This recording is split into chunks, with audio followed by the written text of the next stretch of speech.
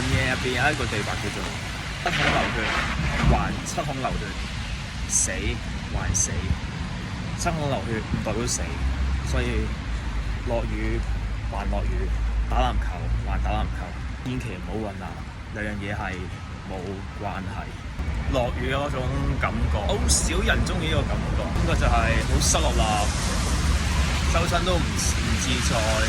淋咗雨嘅話，仲好容易病，全部都係負面。4個季節入邊，呢個都係其中一個會出現嘅現象。與其係討厭，不如接受。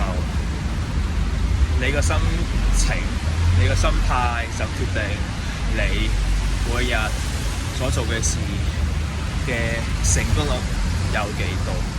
當你好開心去做一樣嘢嘅時候，同你唔開心做一樣嘢嘅時候，你會有唔同嘅結果出現。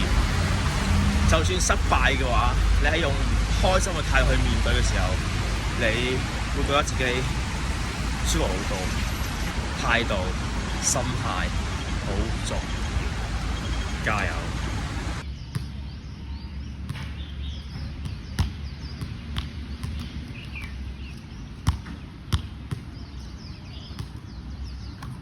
今日係2025年嘅4月27號，依家時間朝頭早嘅8:01，係我第373日打籃球啦，我係 Let's Go。